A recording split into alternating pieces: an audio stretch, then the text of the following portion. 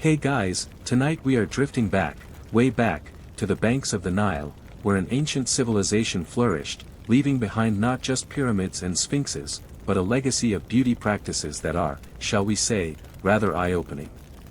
Imagine yourself there for a moment. The air is thick with the scent of lotus blossoms and roasting barley, the sun beats down with an intensity you've only read about, and everywhere, absolutely everywhere, people are sporting some seriously dramatic eyeliner.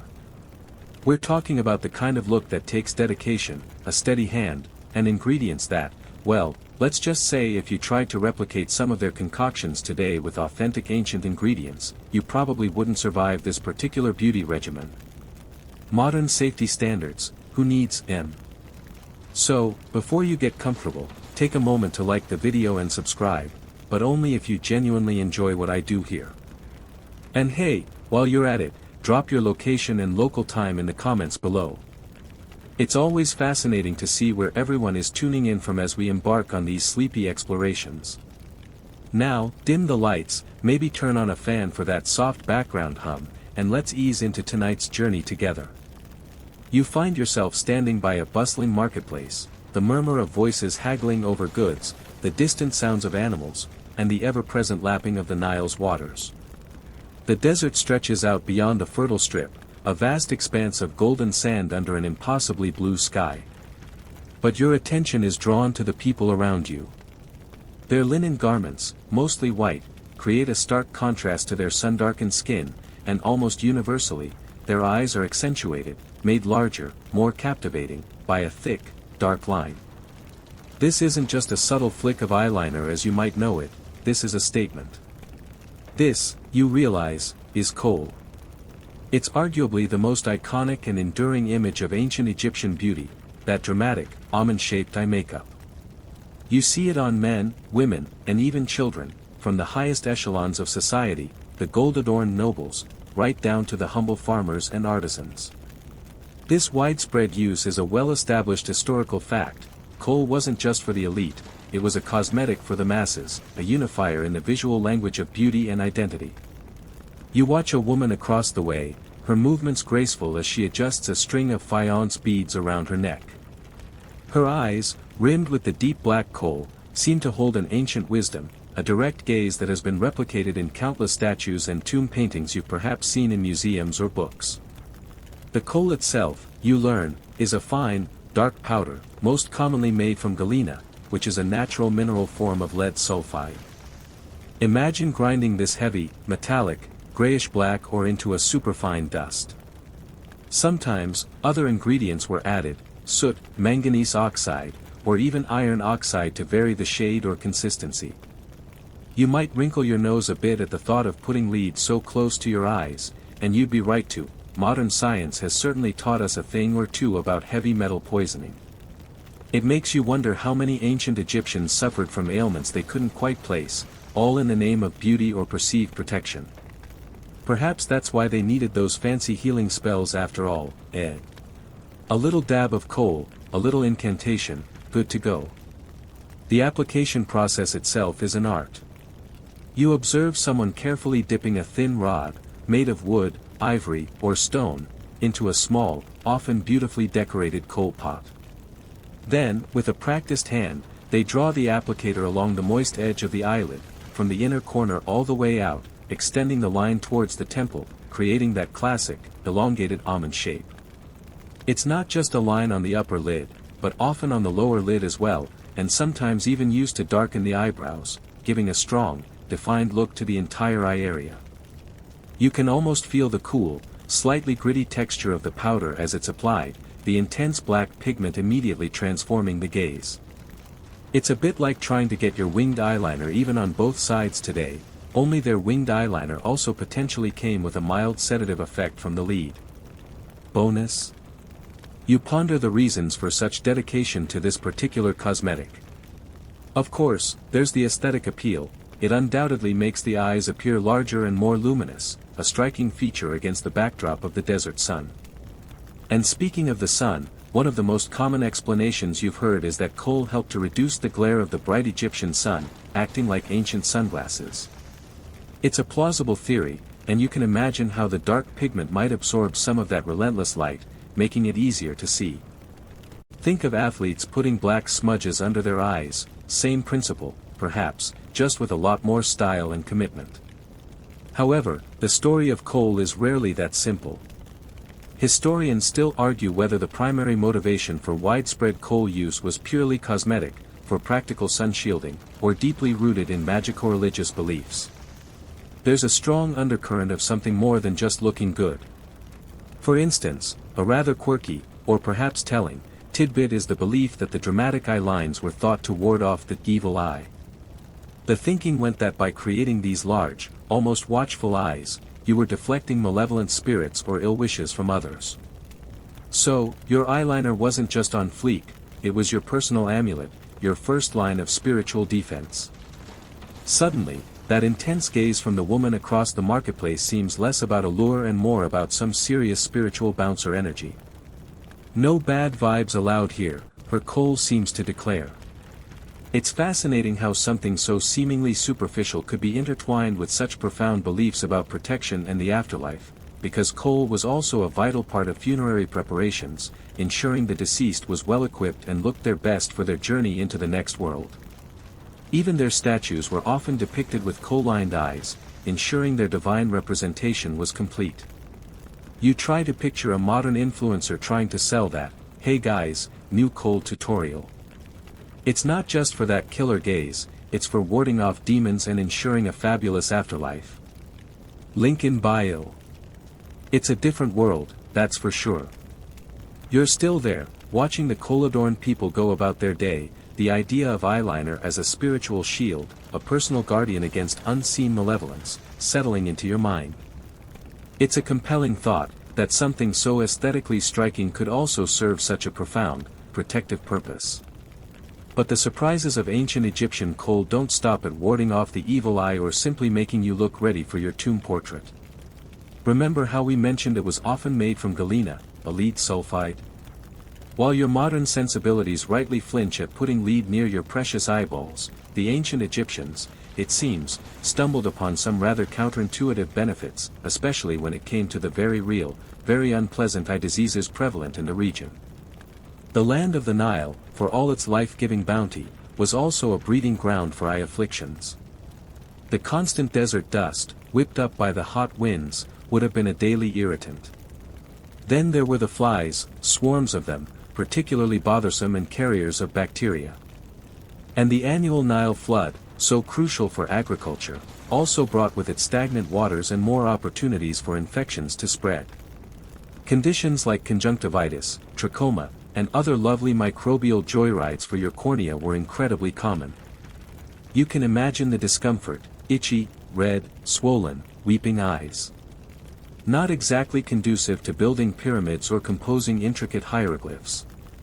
So, what was an ancient Egyptian to do, besides perhaps complaining to the gods during their morning commute via reed boat? Well, it appears their beloved kohl wasn't just for show or spiritual brawn, it was their go-to ophthalmic solution. This is where it gets truly fascinating. Modern scientific analyses of ancient kohl samples preserved in museum collections have revealed that these cosmetics often contain specially prepared lead compounds. And here's the kicker, these lead compounds, at very low concentrations, the kind you'd get from kohl application, can stimulate the production of nitric oxide in the eyes. Now, nitric oxide might sound like something your local garage mechanic worries about, but in this context, it's a bit of a superhero molecule for your immune system. It helps to boost the body's natural defenses against bacterial infections. So, that dark, dramatic eyeliner was, in essence, a slow-release antibacterial agent. This mainstream historical fact, backed by lab coats and spectrometers, suggests that the Egyptians weren't just painting their eyes, they were proactively treating and preventing eye infections. It's like they had eye drops and eyeliner all in one, though probably without the tiny print listing side effects like, may cause divine favor, or, prolonged use may lead to mummification. Think about it, every time they carefully applied that kohl, they were giving their eyes a little immune system pep talk. Alright, conjunctiva, you've got this. Show those bacteria who's boss.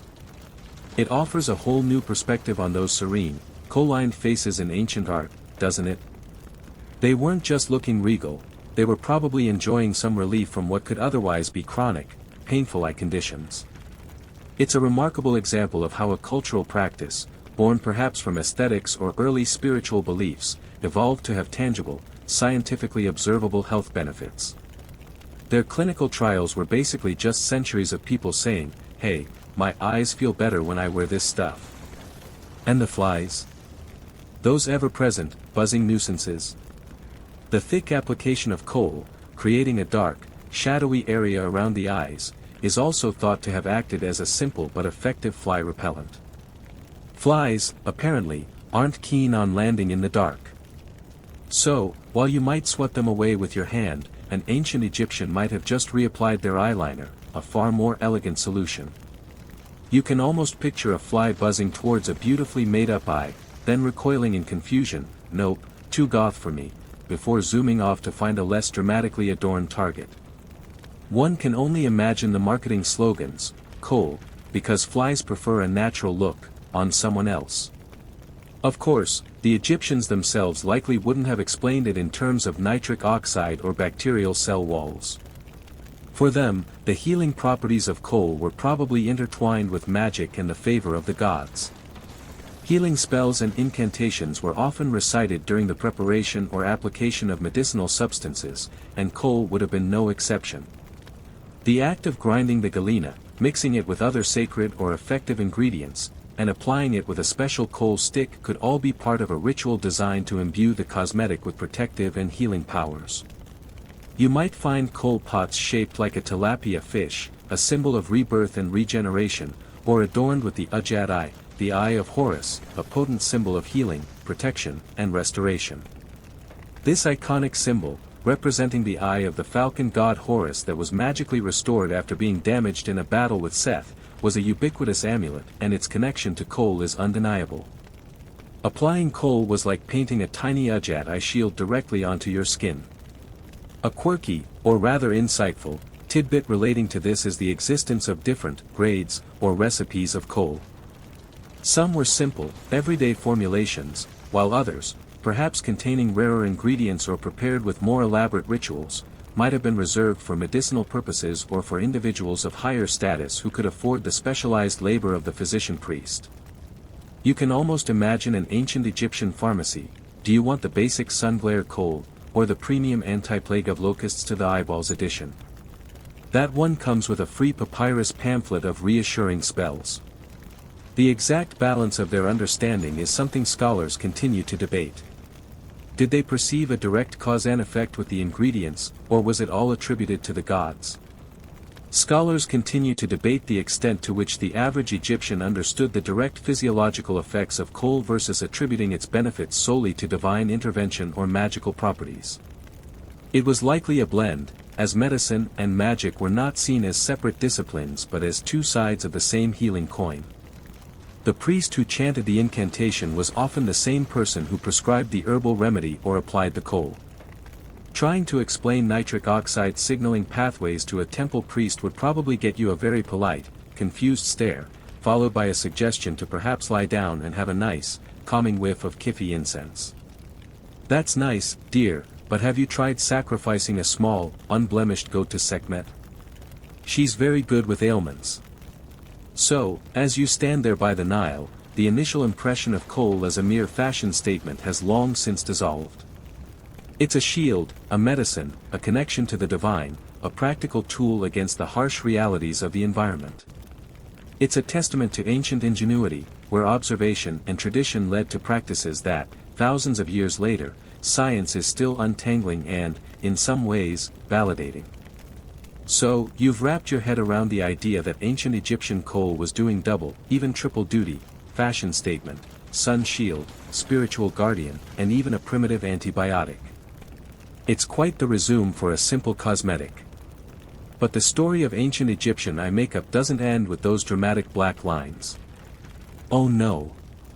Your gaze now shifts, noticing that alongside the ubiquitous kohl, many Egyptians also adorned their eyelids with vibrant splashes of color, primarily greens and blues, turning their eyes into even more potent focal points. While kohl framed the eye with its dark intensity, these eyeshadows added a layer of symbolic richness and, let's be honest, some serious ancient glamour. Imagine, if you will, the effort involved. You don't just pop open a sleek, modern palette with 24 perfectly pressed, buttery smooth shades. No, you're starting with raw minerals. For that iconic green eyeshadow, often called aju, the primary source was malachite, a vibrant green copper carbonate mineral. You'd see chunks of this beautiful, often banded green stone being meticulously ground into a fine powder. Think of the patience required, the rhythmic scrape and crunch as stone met stone in a grinding palette, gradually transforming a hard rock into a soft, usable cosmetic.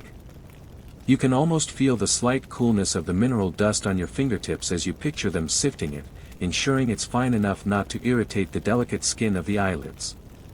Then, this powder would often be mixed with a little animal fat or oil to create a paste, making it easier to apply and helping it adhere to the skin. No primer potions here, just good old-fashioned ingenuity and perhaps a silent prayer that your painstakingly prepared eyeshadow wouldn't immediately crease in the Egyptian heat. Oh great Ra, may my malachite stay put through this important banquet, or at least until the second course of figs.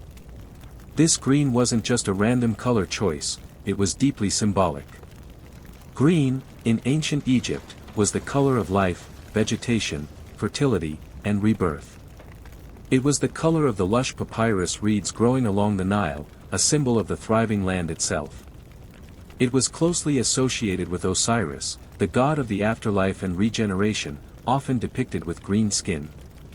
So, when you applied that vibrant green aju to your eyelids, you weren't just trying to match your favorite loincloth, you were invoking concepts of new life, growth, and protection.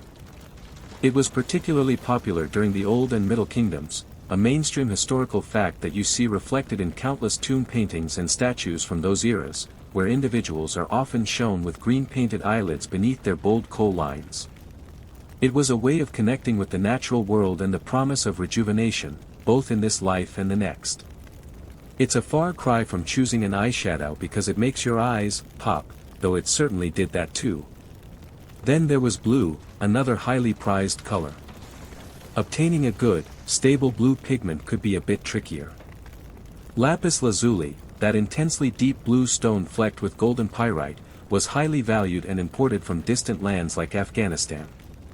Ground lapis would create a stunning, rich blue eyeshadow, but its cost meant it was often reserved for the elite, the royals, and for adorning the statues of gods.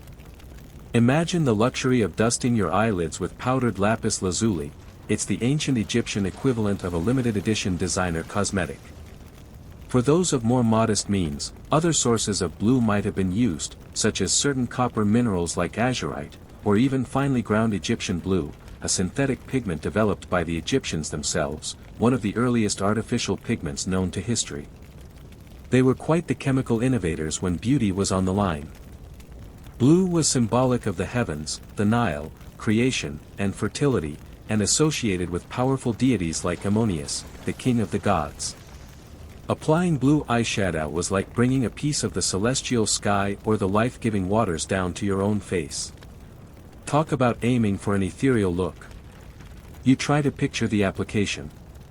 Unlike the precise lines of kohl, eyeshadow was often applied more broadly, perhaps with fingers or a small, flat applicator, covering the entire eyelid from the lash line up to the eyebrow.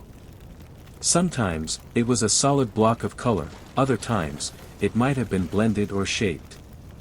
The effect, especially when combined with the dark kohl, would have been incredibly striking, a bold statement of color and definition. Imagine seeing Queen Nefertiti, her famous bust already showcasing her elegant features, with an added layer of shimmering green or deep blue across her lids.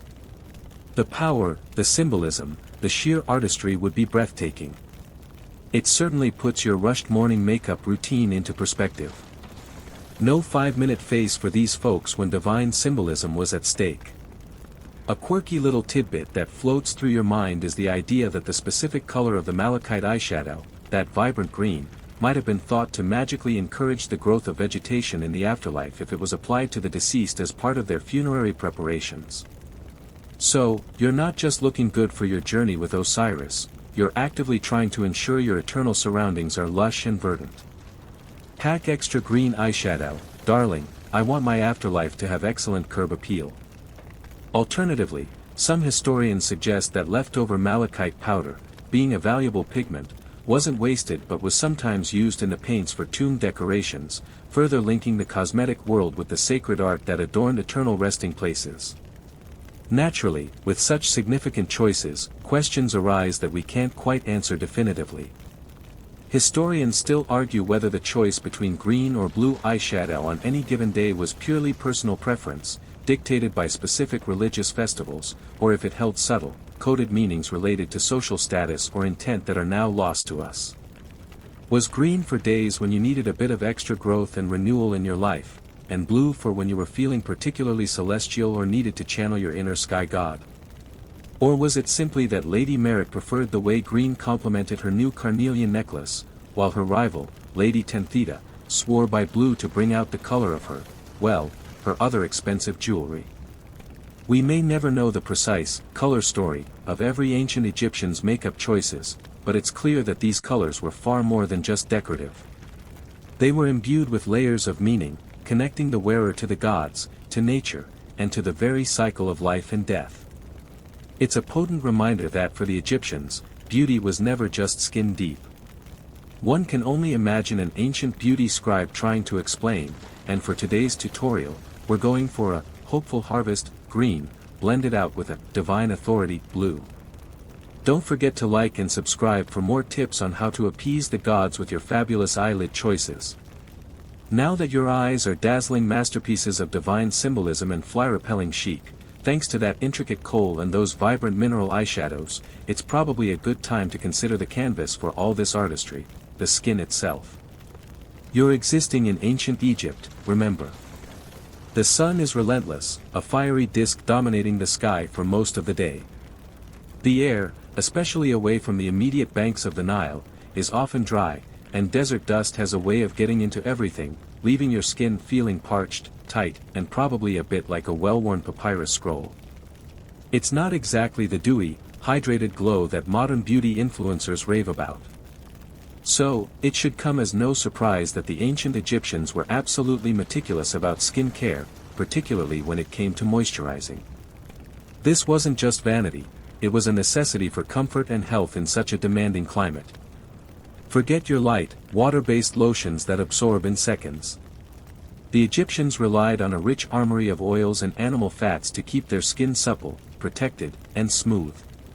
You can almost feel the collective sigh of relief as they would anoint their bodies with these emollients after a day spent under that blazing Egyptian sun, or after bathing in the Nile's waters, which, while life-giving, could also be drying. This practice wasn't just for the face, it was a full-body ritual. They understood that healthy skin was beautiful skin, and beautiful skin was a reflection of overall well-being, and perhaps even purity. Let's delve into their ancient moisturizer cabinet, shall we? First up, the plant-based oils. Castor oil was a big one, readily available and known for its thick, protective qualities. Morina oil, extracted from the seeds of the morina tree, sometimes called the miracle tree, was another favorite, prized for its nourishing and clarifying properties. If their trade routes were flourishing, olive oil, though more commonly associated with the Mediterranean, might have made an appearance, as would sesame oil and perhaps even almond oil. Fenugreek oil was also used, and it's interesting to note that fenugreek seeds were sometimes given to women to promote a more rounded, plumped appearance, which was considered attractive. These oils weren't just slapped on, they were likely massaged into the skin, helping to improve circulation and ensure even coverage.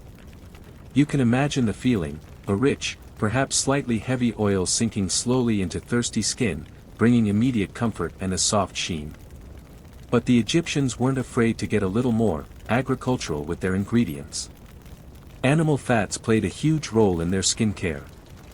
Yes, you heard that right.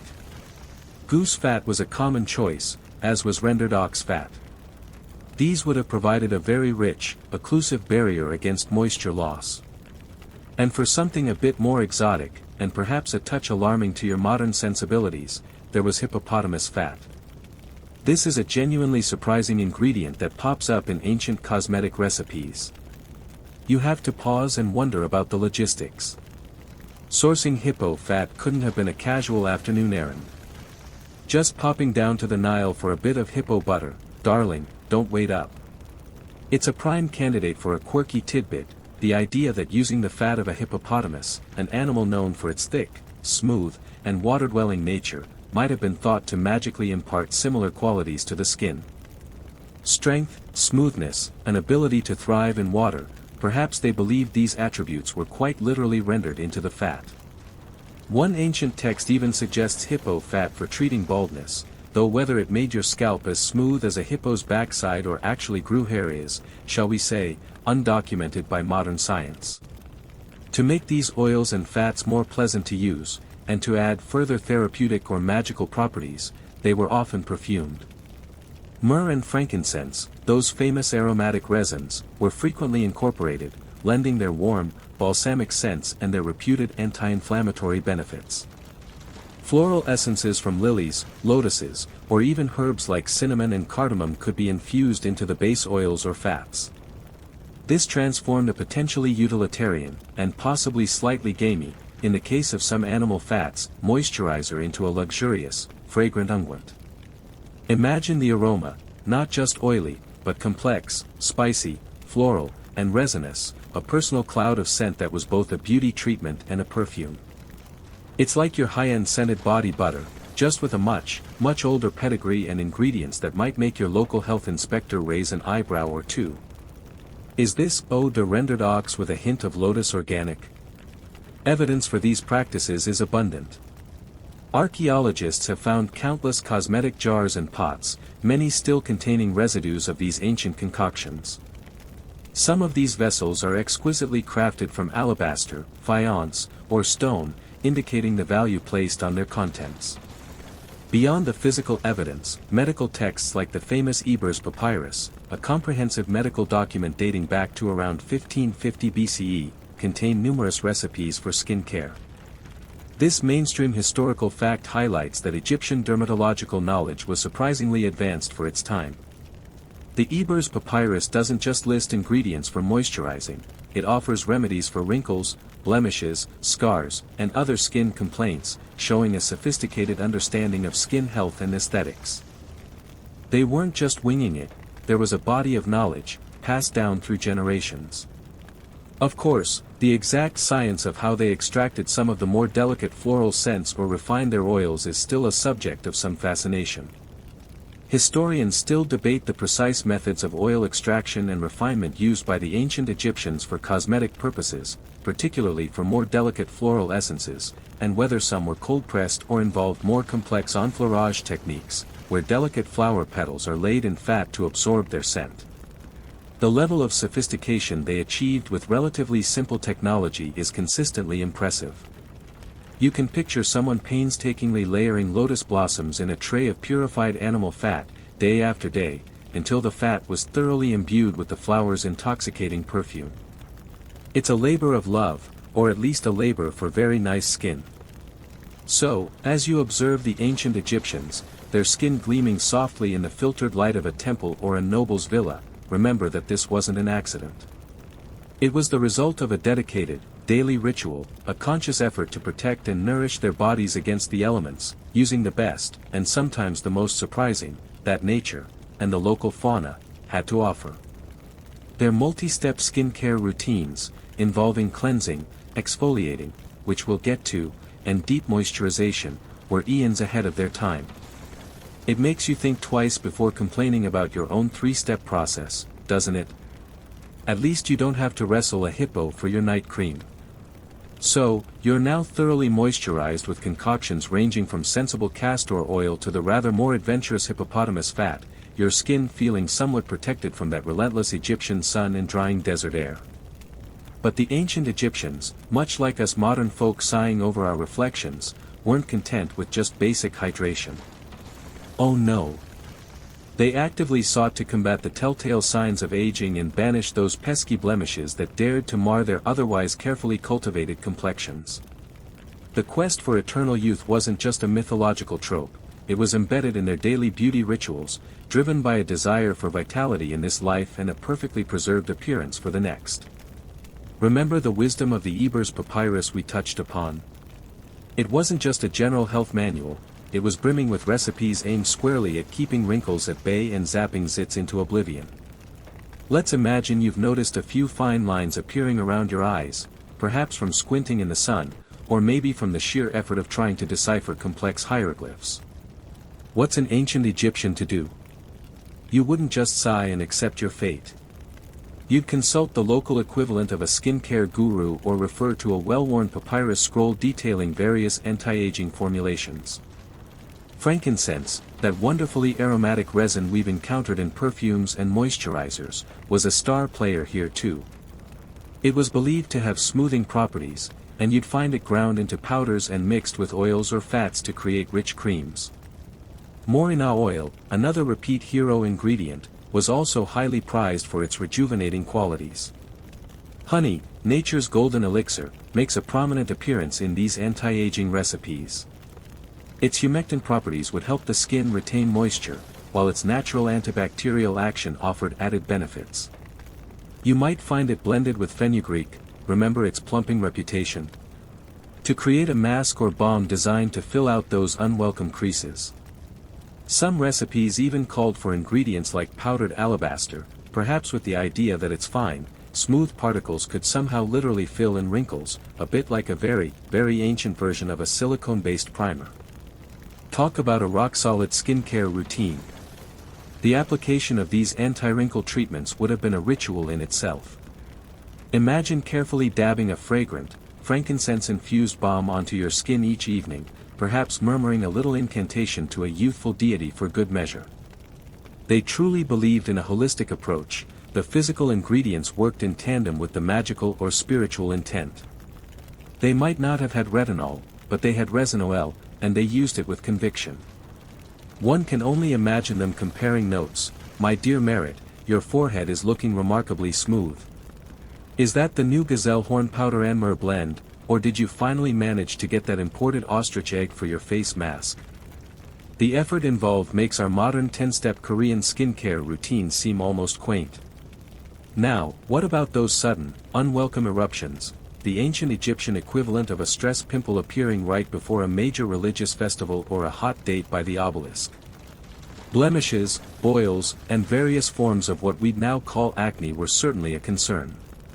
Again, honey was a go-to remedy, valued for its proven antibacterial and anti-inflammatory properties. This is a mainstream historical fact. The Egyptians were well aware of honey's healing capabilities, using it on wounds and skin infections long before modern science could explain why it worked so well. You might apply a dab of neat honey to a troublesome spot, or perhaps a poultice made with honey and other ingredients like fine clay, which would help to draw out impurities.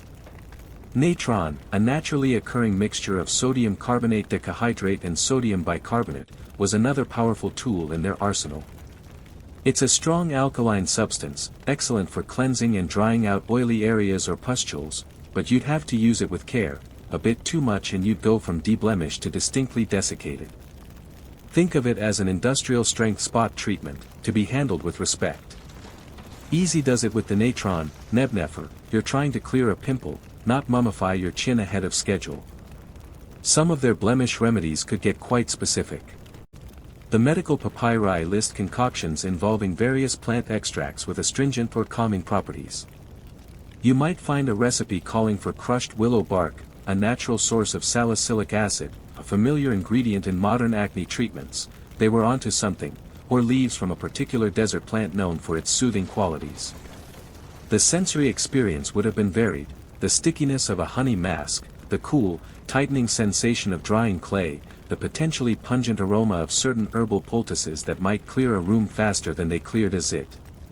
Oh, that smell. That's just my new essence of fermented crocodile tear and desert weed, blemish paste. It's all the rage in Thebes, darling. This brings us to some of the more, shall we say, adventurous ingredients. A particularly quirky tidbit that often surfaces in discussions of ancient Egyptian skin care is the reputed use of crocodile dung. Yes, you read that correctly. While its exact application is debated, it's sometimes mentioned in the context of face masks or poultices, possibly for skin lightening or as a potent, and no doubt fragrant, treatment for blemishes or even to tighten the skin. Imagine the conversation: "You look radiant. What's your secret?" "Oh, just a touch of sunshine, plenty of water, and a bi-weekly crocodile dropping facial." It certainly makes you appreciate your modern, lab-tested, and hopefully less coprolitic, skincare options. The reliance on some of these more unusual components leads to an ongoing discussion among experts. Historians still argue about the efficacy of many of these ancient remedies, particularly whether the more exotic ingredients had any genuine physiological effect or if their inclusion was based more on sympathetic magic and placebo. For example, would using the fat of a spry young animal genuinely transfer youthfulness, or did the belief in the ingredient's power play a more significant role? It's likely a complex interplay. If you truly believe that a cream made with ostrich egg and sacred herbs will smooth your wrinkles, the ritual of applying it, the luxurious feel, and the power of that belief could indeed have a positive psychological, and perhaps even a mild physiological, effect. The mind is a powerful thing, especially when it comes to feeling beautiful. They were, in essence, pioneers of the ancient wisdom marketing angle, thousands of years before it became a trend in your local organic health food store. So, as you contemplate these ancient Egyptians diligently applying their anti-aging balms and blemish-busting concoctions, you see a familiar human desire reflected across the millennia: the wish to look good, feel good, and present the best version of oneself to the world, and to the gods. Their methods might seem bizarre or even a bit stomach-churning at times, but their dedication and ingenuity in harnessing the natural world for beauty and health are undeniably impressive. You're already subtly scented, remember, from your hippo fat moisturizer, perhaps carrying a faint whisper of lotus, and your frankincense-infused anti-wrinkle cream that promises eternal smoothness, or at least a very fragrant denial of time. But for the ancient Egyptians, these base notes of skincare were just the beginning of an olfactory symphony. Scent was not merely an afterthought, it was an essential, pervasive aspect of life, deeply woven into their religious practices, their personal allure, their social status, and even their understanding of hygiene. In a world without modern plumbing and with a climate that encouraged, shall we say, robust personal aromas, smelling good wasn't just pleasant, it was practically a divine imperative. Cleanliness was vital, yes, but smelling like you just stepped out of a sacred garden filled with exotic blossoms and resins? That was next-level godliness. So, let's waft gently into the world of ancient Egyptian perfumes and incense, a realm where fragrance was truly an art form. Forget a quick spritz of eau de toilette before you dash out the door. We're talking complex, carefully crafted scents designed to enchant, to purify, and to communicate. The perfumers of ancient Egypt were masters of their craft, their creations highly sought after not just within the Nile Valley but exported across the ancient world. Certain Egyptian perfumes, like the famous susinam, a delicate fragrance based on lilies, myrrh, and cinnamon, or the richer, spicier Mendesian, were the Chanel No. 5 of their day, instantly recognizable symbols of luxury and sophistication. This renown as master perfumers is a well-documented mainstream historical fact. Their scented oils and unguents were a valuable trade commodity. The palette of ingredients available to these ancient noses was rich and varied. Resins formed the backbone of many perfumes, with myrrh and frankincense leading the charge. Their warm, balsamic, slightly smoky notes provided depth and longevity. You'd also find floral essences playing a starring role. The blue lotus, so iconic in Egyptian art, was a favorite, its ethereal, sweet scent believed to have calming, perhaps even mildly euphoric properties, especially when its flowers were steeped in wine, a party trick for the senses.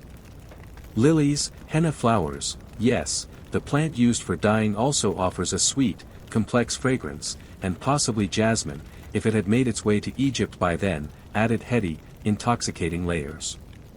Woods and barks like cedar provided a grounding, clean aroma, while spices such as cinnamon, cassia, and cardamom, often imported at great expense, introduced warmth and exotic zest.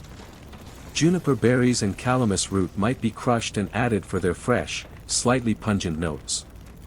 It was a global spice rack dedicated to making you smell divine. These fragrant materials were transformed into several forms of perfume. The most common were scented oils and unguents, where the aromatic ingredients were infused into a base of animal fat or vegetable oil. Remember our friends castor and morina oil? They weren't just for moisturizing, they were carriers for these precious scents. You would anoint your body, your hair, even your clothing with these perfumed oils, creating a personal aura of fragrance that would last for hours. Then there were the solid perfumes, often taking a rather theatrical form, the perfume cone.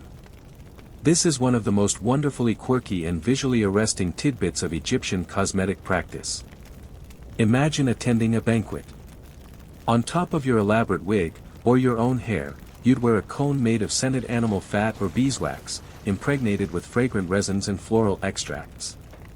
As the evening progressed and the room warmed, or from your own body heat, this cone would slowly melt, releasing its perfume, which would then trickle down your hair and shoulders, an ever-refreshing wave of scent. It's a melting fashion statement, quite literally. Practical. Perhaps not by modern standards, one imagines some sticky situations if you stood too close to a brazier, but undeniably dramatic and a clear signal of opulence. Don't mind me, just my personal head-mounted air freshener doing its thing. More wine, anyone? And we cannot speak of Egyptian fragrance without invoking kifi. This legendary incense was a complex blend, often containing 16 or more ingredients, including things like myrrh, frankincense, mastic, juniper, cinnamon, and raisins. The exact recipes varied, sometimes recorded in temple hieroglyphs, and its preparation was a sacred ritual. Kifi was burned in temples as an offering to the gods, its fragrant smoke thought to purify the air and please the divine senses. But it wasn't just for the gods, it was also used in homes, particularly in the evening, to create a calming, pleasant atmosphere, and it was believed to have therapeutic properties, promoting relaxation and sweet dreams. Trying to figure out someone's exact kifi blend could have been the ancient equivalent of discussing fine wine vintages. Ah, I detect a hint of spikenard in your household kifi tonight, Lady Tashert.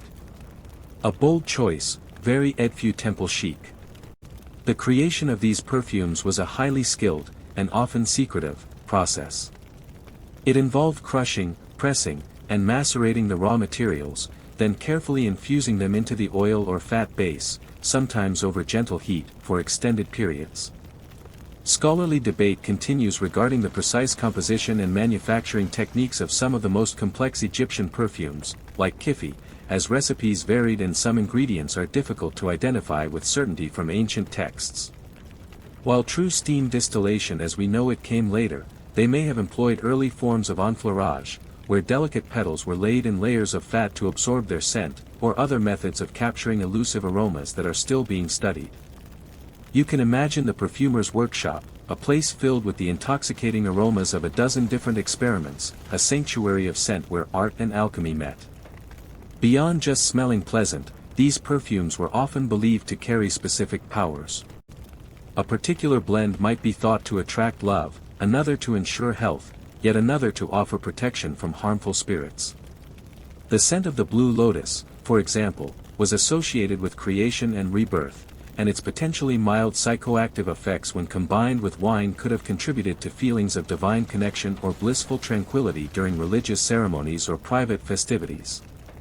It wasn't just perfume, it was aromatherapy, magic, and personal branding all rolled into one fragrant package. In a world where body odor was a constant battle, a heavy application of perfume wasn't just vanity, it was probably the ancient equivalent of deodorant, air freshener, and a declaration of your good taste all at once. No, I haven't bathed in the Nile today, but behold. I smell remarkably of myrrh and 1,000 lilies. As you drift through this scented haze, you realize that for the Egyptians, fragrance was a vital channel to the sacred, a way to enhance beauty, and a powerful tool for shaping their sensory world, making life just a little more divine, one perfumed breath at a time. You're now exquisitely perfumed, perhaps with a hint of kifi smoke clinging to your linen tunic, or the sweet scent of lily and myrrh from your anointing oil. This cloud of fragrance naturally extends to your hair, or, more often than not in ancient Egypt, to your rather fabulous wig. Yes, after decking out your eyes and skin, and ensuring you smelled like a walking deity, the crowning glory for many an Egyptian, both male and female, was an elaborate and often quite surprising headpiece. Hair, and the lack thereof, played a fascinating role in their concepts of beauty, status, and even purity. Let's start with what was underneath. Many ancient Egyptians, especially those of the priestly class or simply for practical reasons, kept their natural hair very short or even shaved their heads completely. In a hot climate where lice were an ever-present nuisance, a tiny, unwelcome guest you definitely didn't want at your banquet, a shaved head was the epitome of cleanliness and coolness. You can almost feel the relief of a cool breeze on a freshly shorn scalp. If natural hair was grown, particularly by younger people or those of lower status, it was often meticulously cared for, styled into intricate braids, tight curls, or youthful side locks, sometimes adorned with beads or simple ornaments. But even with natural hair, there were concerns. The medical papyri contain numerous remedies for hair loss and for disguising gray hairs, often involving fats from various impressive animals, lion fat, hippopotamus fat, our old friend, snake fat, or ibex fat, mixed with other ingredients, all with the hope of magically imbuing the scalp with the creature's vitality or desirable hair qualities. Feeling a bit thin on top, Pharaoh? We have a lovely lion fat pomade that'll have you roaring with a full mane in no time. Results may vary, divine approval pending. But the real showstoppers were the wigs. This is a mainstream historical fact. Wigs were a significant fashion statement and a clear indicator of social standing in ancient Egypt, worn by men and women of the elite, often over their own shaved or closely cropped hair. It wasn't necessarily about hiding baldness, though they certainly served that purpose too. It was about achieving a specific aesthetic, a look of idealized, abundant, and perfectly styled hair that was difficult to maintain with natural locks in that environment. Think of it as the ultimate accessory, a way to instantly transform your appearance and project an image of wealth and sophistication. These weren't your hastily thrown-on party store wigs either. Egyptian wigs were marvels of craftsmanship. The finest were made from human hair, meticulously collected, sorted by length and quality, and then skillfully woven onto a net-like foundation or cap made of linen or other fibers. For those with slightly less gold in their coffers, wigs might be fashioned from horsehair, sheep's wool, or even plant fibers like palm leaf fibers or flax, dyed and treated to resemble human hair, though presumably with a somewhat less luxurious feel. You can imagine the hierarchy, the whisper-soft sway of a noblewoman's human hair wig versus the slightly more, shall we say, robust texture of a scribe's everyday plant fiber creation. The styles were incredibly varied and evolved over the different periods of Egyptian history. You'd see short, neat, almost bobbed styles, particularly favored by men in some eras. There were also long, flowing wigs with rippling waves or tight corkscrew curls that cascaded over the shoulders.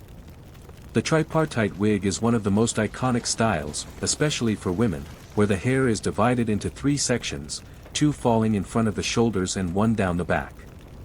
These could be incredibly voluminous and heavy, adorned with beads of faience, carnelian, or lapis lazuli, gold tubes, or delicate ribbons woven into the strands. Remember those perfume cones we talked about, slowly melting their fragrant goodness? Well, imagine one of those perched atop an already impressive, intricately braided and bejeweled wig at a grand feast. It's a commitment to glamour that involved some serious neck strength. Darling, my wig weighs more than a small obelisk today, but doesn't the scent of melting spiced fat just scream opulence? The construction of these wigs was a specialized skill. Wig makers would carefully attach the strands of hair or fiber to the foundation, often using beeswax or resin to secure them and to help style the finished product. The hair would be curled, plaited into countless tiny braids, or set into elaborate arrangements. A quirky tidbit for you: some mummies have been discovered with their wigs still remarkably intact after thousands of years, sometimes even with little hairpieces artfully woven in to cover any thinning patches on the deceased's scalp, ensuring they looked their absolute best for their journey into the afterlife. It really highlights the importance they placed on having a good head of, often artificial, hair, even in death. Perhaps they worried about an afterlife bad hair day in front of Osiris. How these elaborate creations stayed put is a practical question. Some heavier wigs might have incorporated chin straps, though these aren't always visible in depictions. More likely, they were very snugly fitted to the shaved head, perhaps with the help of pins or the natural tackiness of beeswax used in their construction. You can imagine the slight pressure, the warmth building up underneath on a hot day, all endured in the name of fashion and status. The level of detail in styling these wigs raises interesting questions. Historians still debate the precise methods used for curling and setting these ancient wigs, whether it was solely through intricate braiding techniques left in for a period, the use of some kind of heated tool, though this seems less likely for delicate human hair or plant fibers, or if they possessed knowledge of chemical setting lotions, perhaps using alkaline substances to create lasting curls. Whatever their methods, the results, as seen in statues and paintings, were often incredibly sophisticated, with a level of precision that would make a modern hairstylist nod in appreciation. It wasn't just about having a wig, it was about having a perfectly coiffed wig, often rescended with perfumed oils to keep it smelling as divine as it looked. One wrong move and you could commit a major fashion faux pas. Ancient Egyptian wig snatching wasn't a crime, but showing up with a lopsided or poorly maintained headdress. Social Siberia. So, as you observe the Egyptians around you, from the noble with their cascading, perfumed locks of the finest human hair to the servant with a more modest, practical plant fiber covering, you see that wigs were far more than just hair. They were symbols, statements, and solutions, all wrapped up in one often rather heavy, but undeniably impressive, package. They chose their wigs like we choose our outfits. Does this shoulder-length braided number say, efficient administrator of vast agricultural estates, or am I leaning more towards the ethereal priestess with a direct line to Isis vibe today? You've already embraced the chic practicality of a shaved head beneath your magnificent, perfumed wig, a silent testament to the Egyptian preoccupation with cleanliness and, let's be frank, a sensible defense against the ever-looming threat of lice.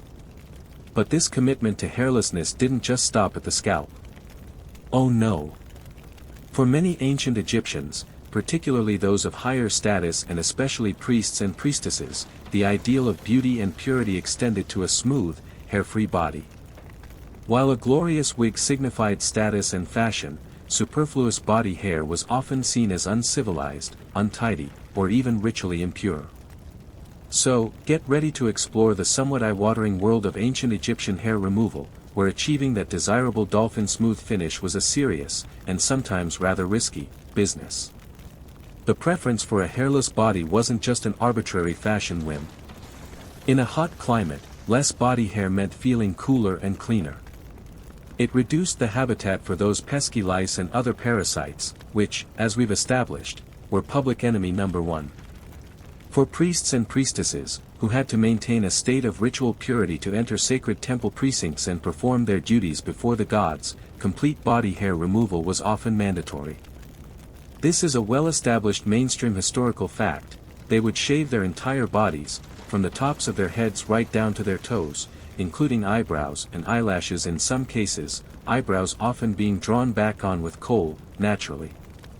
Imagine the dedication, and the constant upkeep.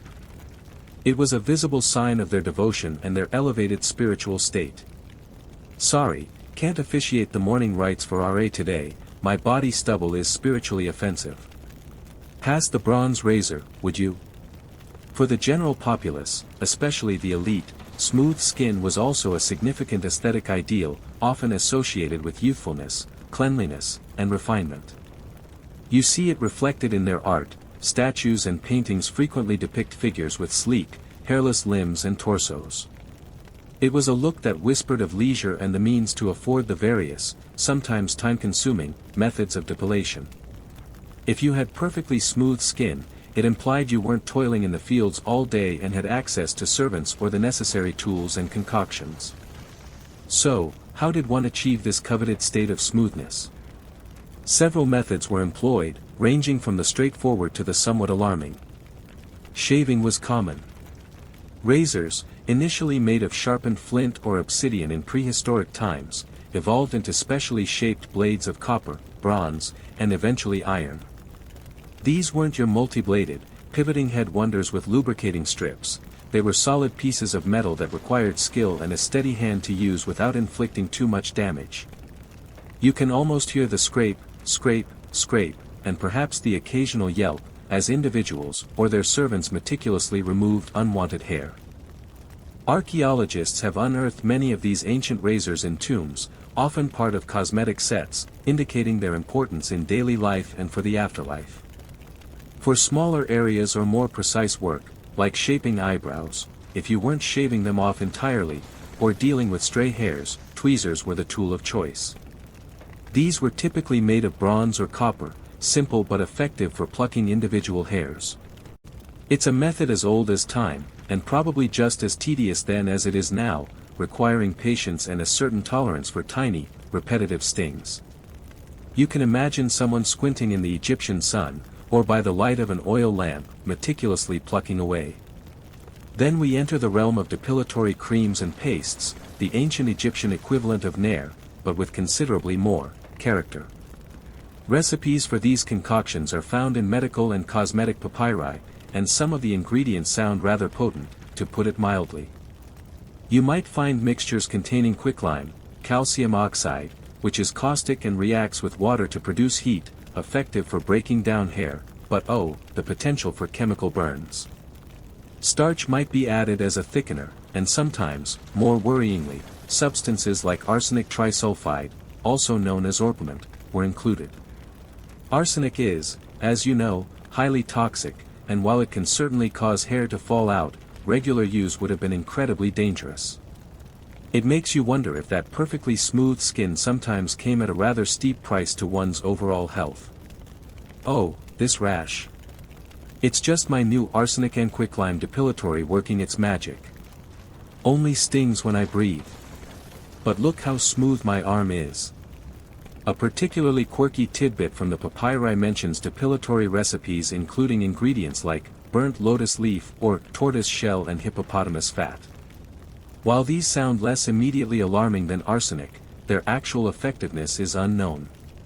Perhaps the tortoise shell was ground to an abrasive powder, or maybe there was a belief that the slow-moving tortoise could magically slow down hair growth. The hippo fat makes another appearance, perhaps its smoothness was hoped to be transferred. It's a fascinating glimpse into their experimental approach, blending practical knowledge with a healthy dose of sympathetic magic. The existence of early forms of waxing or sugaring is an area of some discussion. Scholars still debate the exact formulas and effectiveness of ancient Egyptian depilatory creams and sticky concoctions, particularly how they managed to achieve hair removal with substances like quicklime or arsenic without causing severe skin damage, or if such damage was a common, accepted side effect. While we don't have definitive evidence of sugaring in the precise modern sense, using a cooked sugar, lemon, and water paste, from the very earliest periods, honey-based concoctions, known for their stickiness, might well have been used as epilating agents. Imagine a thick, sticky paste of honey and perhaps some resin, applied to the skin and then stripped away, ouch. Taking the hairs with it. The sensory experience would have been intense, the warmth of the paste, the sharp tug, followed by the surprisingly cool smoothness of the freshly defuzzed skin. Whatever the chosen method, the pursuit of a hairless body was a clear indication of the Egyptian dedication to their beauty ideals. It was part of a larger system of bodily care that encompassed cleanliness, adornment, and a desire to present a polished, refined, and ritually pure self to both the mortal world and the realm of the gods. It makes your own grooming choices seem rather tame by comparison, doesn't it? At least your shaving cream probably doesn't list powdered tortoise as an active ingredient. And while they didn't have lasers, their commitment to smooth skin could certainly be described as passionately, if sometimes perilously, pursued. They were truly the original proponents of that, ready for the Nile-side catwalk, hairless look. Now that your entire body is as smooth as a polished obelisk, thanks to those rather intense depilatory sessions involving everything from bronze razors to questionable arsenic-laced creams, your attention naturally drifts to the finer details.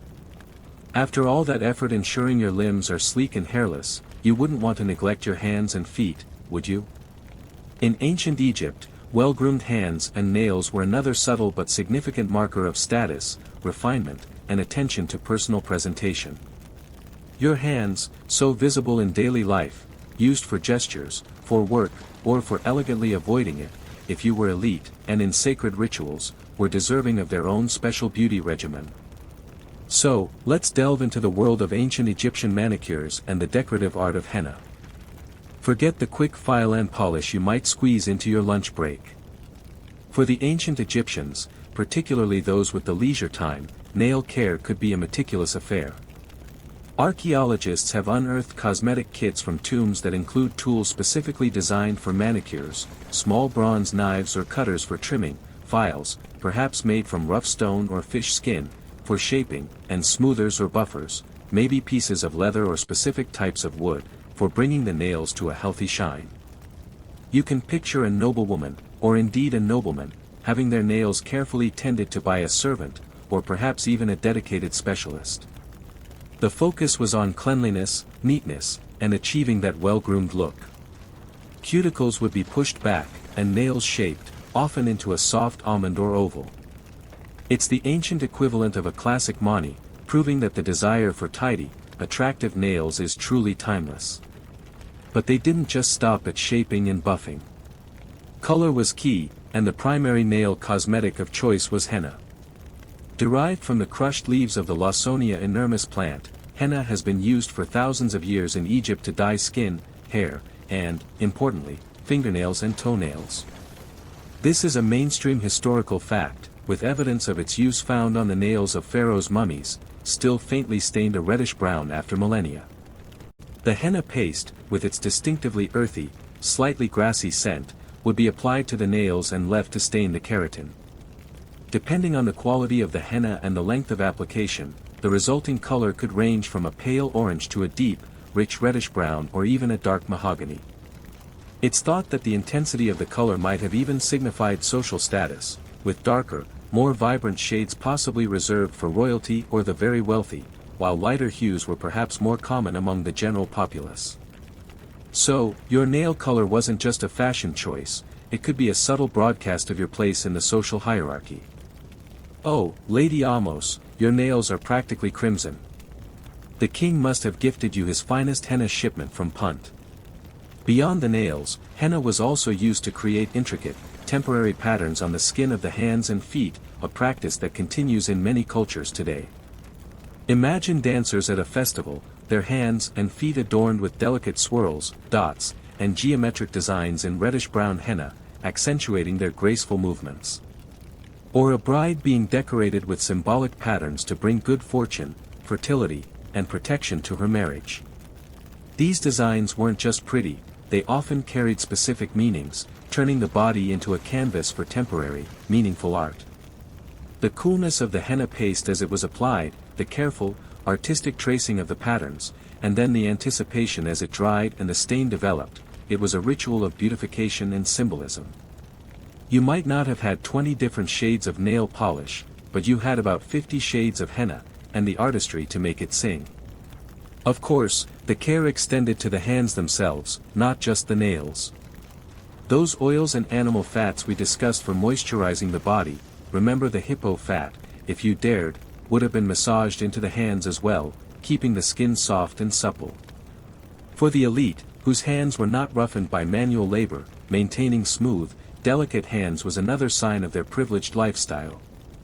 For those who did work with their hands, these oils would have offered some relief from dryness and calluses. The level of specialization in these beauty practices is quite remarkable. A very interesting and quirky tidbit is the existence of official titles related to these services. For instance, from the Old Kingdom, around the 5th dynasty, we know of two high-ranking court officials, Nyanknum and Khnumhotep, who shared the rather specific title of overseers of the manicurists in the king's house.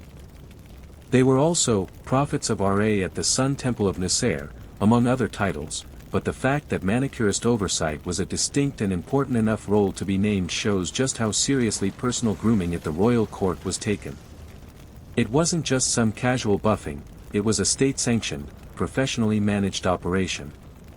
You can imagine the pressure on those royal manicurists. One wrong clip on Pharaoh's pinky finger and you might find yourself demoted to overseer of pyramid block hauling. Talk about a stressful gig. While henna was the dominant colorant, the precise nuances they achieved are still a point of gentle scholarly discussion. Historians debate whether the subtle variations in nail color achieved with henna, from pale orange to deep reddish brown, were solely due to application time and henna quality, or if other additives were used to modify hues for specific symbolic or status-related reasons. Were there secret ingredients mixed into the henna paste to deepen the red or shift the tone? Perhaps certain minerals or plant extracts that are not easily identifiable today. The recipes for these things were often closely guarded secrets.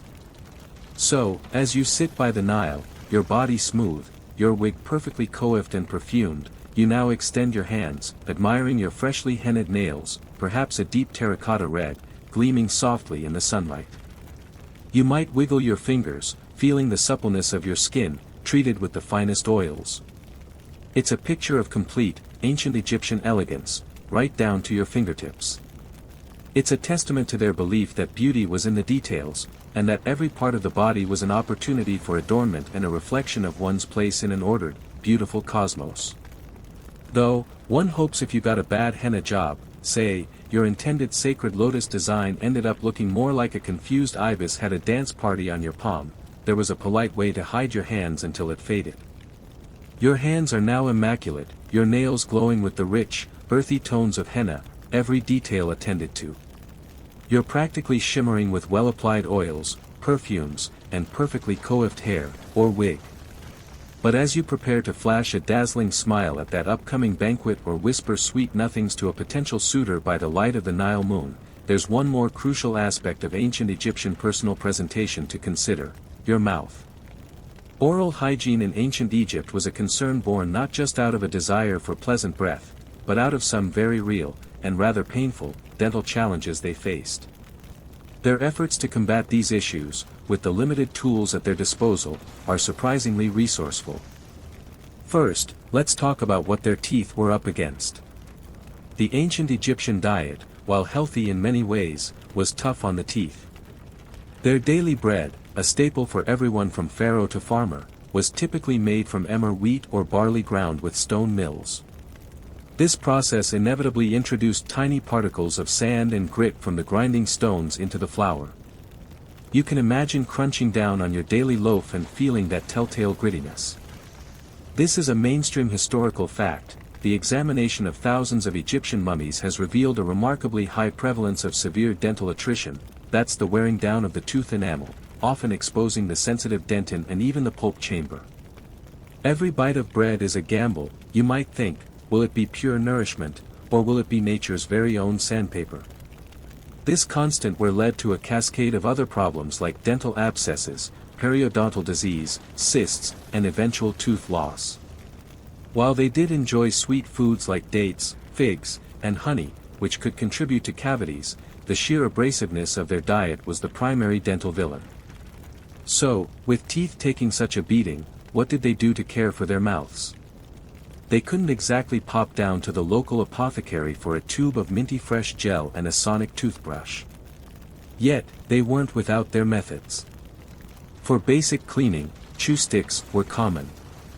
These were small twigs, often from specific plants known for their fibrous texture or even antiseptic properties, a bit like the miswak stick still used in many parts of the world today. You'd chew on one end until it frayed into a sort of primitive brush, then use that to rub against your teeth, dislodging food particles and providing a gentle polish. You might also use a piece of linen rag, perhaps dipped in water, to rub your teeth clean. Natron, that all-purpose ancient Egyptian cleaning agent we've met before, also played a role here. A pinch of natron mixed with water could make a slightly abrasive and antiseptic mouth rinse or a paste for rubbing on the teeth. You can imagine the salty, alkaline taste, perhaps not the most refreshing by modern standards, but likely effective. They also concocted early forms of tooth powders. Recipes found in medical papyri suggest a variety of ingredients, some of which sound rather crunchy.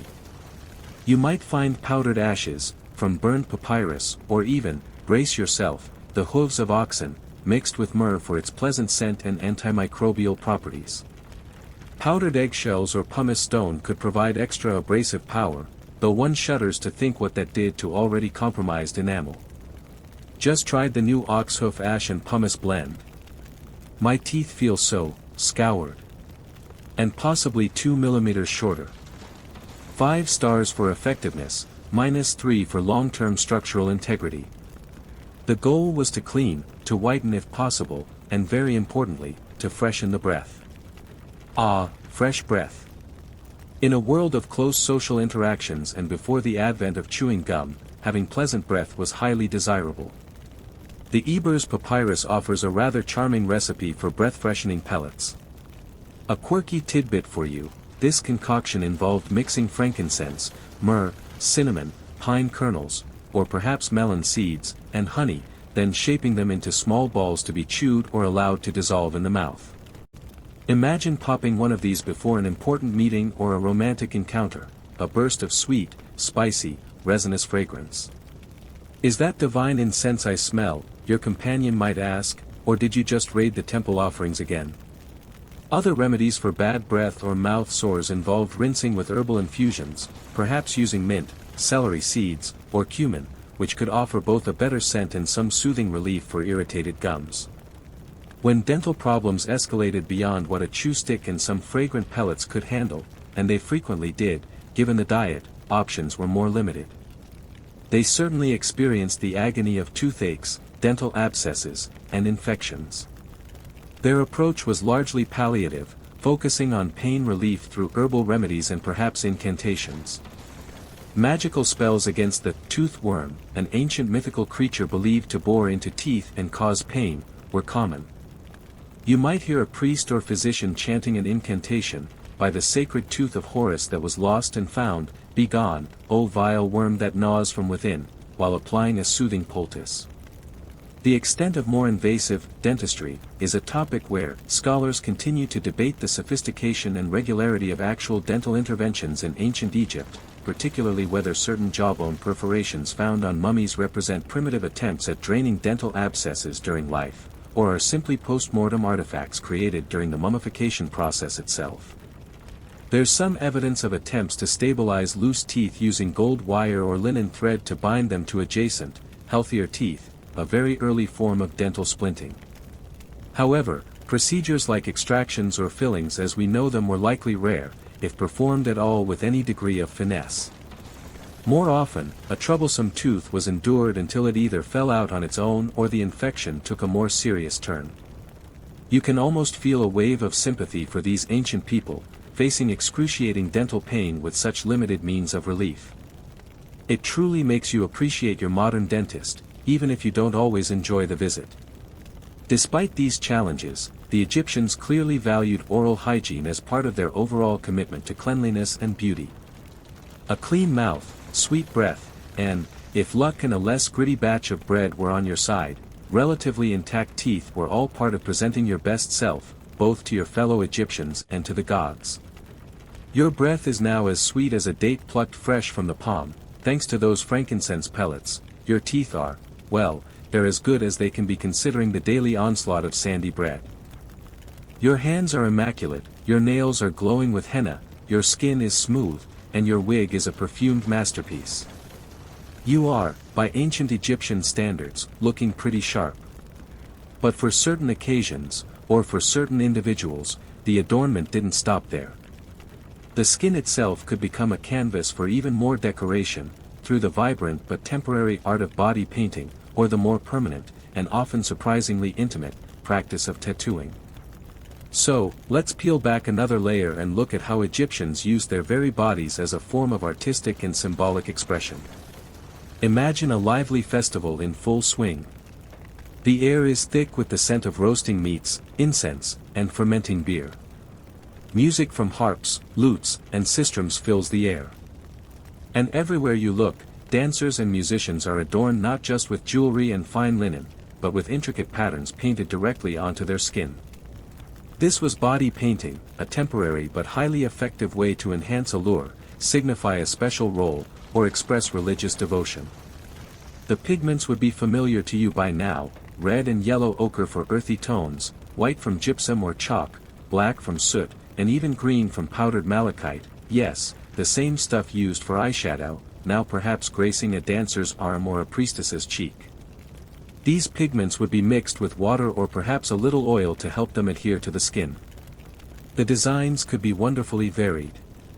You might see geometric patterns, zigzags, diamonds, spirals, echoing motifs found on pottery or textiles. Floral designs, like lotus blossoms or papyrus reeds, could celebrate the bounty of the Nile. Animal symbols, perhaps a leaping gazelle or a protective cobra, might be painted on to invoke the creature's qualities. Even hieroglyphs, spelling out a deity's name or a short prayer, could adorn the skin for a sacred ritual. It was a vibrant, living art form, transforming the human body into a temporary walking, dancing, worshipping masterpiece. You can almost feel the cool, slightly gritty sensation of the paint as it's applied with a reed brush or a fingertip, the careful strokes bringing a design to life. Does this sacred baboon playing the harp design on my back make me look too festival ready, or just divinely inspired for the Hathor procession? Then there's tattooing, a more permanent and deeply personal form of body art. For a long time, evidence for tattooing in ancient Egypt was somewhat sporadic, but ongoing research and discoveries of well-preserved mummies have revealed a fascinating and surprisingly widespread practice, particularly among women. This is a mainstream historical fact. Tattooing in ancient Egypt dates back thousands of years, with patterns of dots, dashes, and sometimes more complex figures found on female mummies, often in locations like the abdomen, thighs, breasts, and arms, strongly suggesting connections to fertility, protection during childbirth, and female sensuality or religious roles. The famous mummy of Amunet, a priestess of Hathor from Deir el-Bahari dating to the Middle Kingdom, around 2000 BCE, is one of the earliest and clearest examples, adorned with geometric patterns of dots and lines on her abdomen and thighs. The tattoos themselves were typically created using a dark pigment, likely soot-based, pricked into the skin with a sharp implement. Bronze needles, sometimes found in sets, have been identified as possible tattooing tools, though their exact function is sometimes debated. Imagine the process: the repeated sting of the needle, the careful application of pigment, the knowledge that this mark would last an eternity. It wasn't a casual decision. These weren't the impulsive tattoos of a wild night out in Memphis, these were markings imbued with deep meaning. A particularly intriguing and somewhat quirky tidbit is the frequent appearance of tattoos depicting the dwarf god Bes. Bes, with his rather grotesque but comical lion-like face and sticking-out tongue, was a beloved household deity, protector of families, women, and children, especially associated with childbirth and warding off evil spirits. Tattoos of Bes have been found on the upper thighs and abdomens of female mummies, a very direct and personal appeal for his protection during the vulnerable times of pregnancy and labor. It's like having a tiny, divine bouncer permanently inked onto your skin, right where you need him most.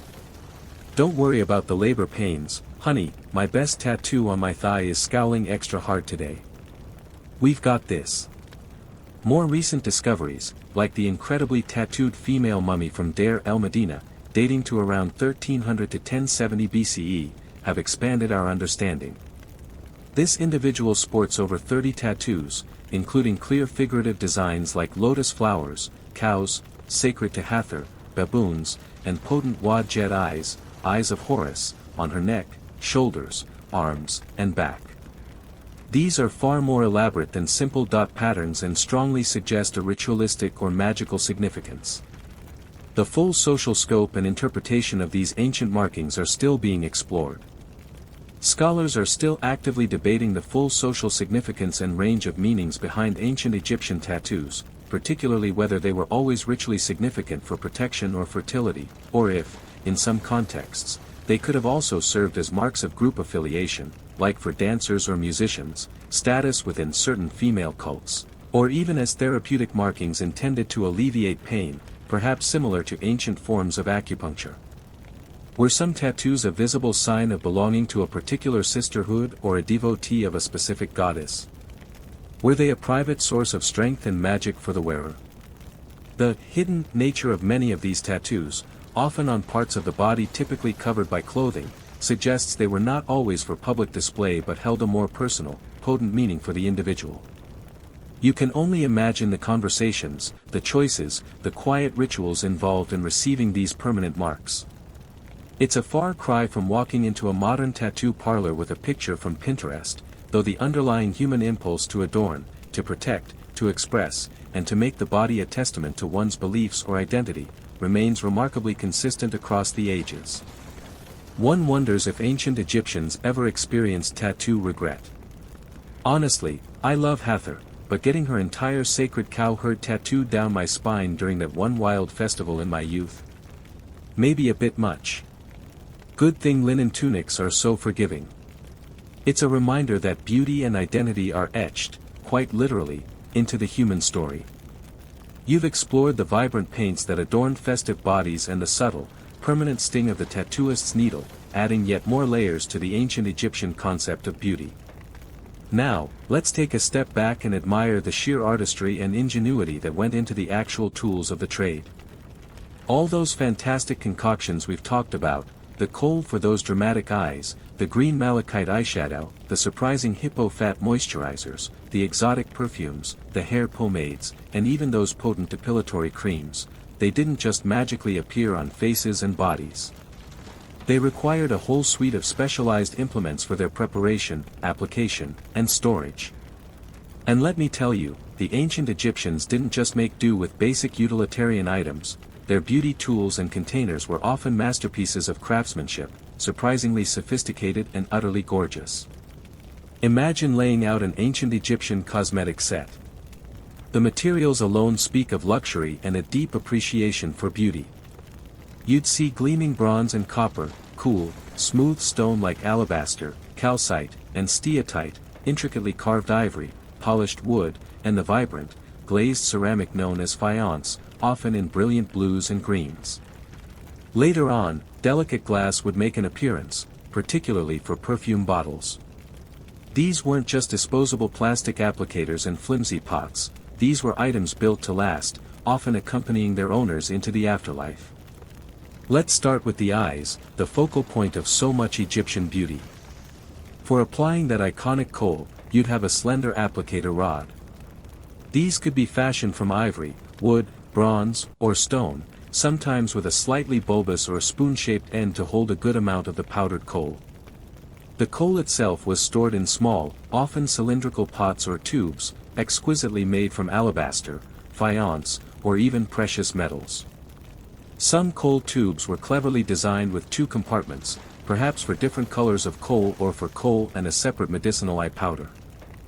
A particularly charming and quirky tidbit is that some kohl containers were delightfully whimsical, shaped like a palm column, or even like a small monkey diligently clutching the precious pot. Imagine that cheeky little fellow on your vanity table. Before the kohl could be applied, it, along with other mineral pigments like malachite for green eyeshadow, needed to be ground into a superfine powder. This is where cosmetic palettes come in. This is a mainstream historical fact. These palettes, which started as simple, flat slabs of slate or schist in the pre-dynastic period, long before the pharaohs, evolved into incredibly ornate objects. Many were carved into the shapes of animals, fish, turtles, ducks, hippos, or even an ibex, with a central, smooth depression for grinding the pigments. These weren't just functional, they were symbolic, often representing regeneration or protection, and were clearly prized possessions, frequently found in graves. You can almost feel the rhythmic grinding, the stone-on-stone sound as raw minerals were transformed into beautifying dust on a palette shaped like a creature sacred to the gods. Then there were the tools for personal grooming. We've talked about razors for shaving the head and body. These bronze or copper blades, often with a curved edge, would have required significant skill to wield effectively. Right, you might mutter, carefully drawing the metal across your skin, I think I just gave myself 5 new chin hieroglyphs with this bronze butter knife. Smoothness is pain. Tweezers, usually of bronze, were essential for plucking stray hairs.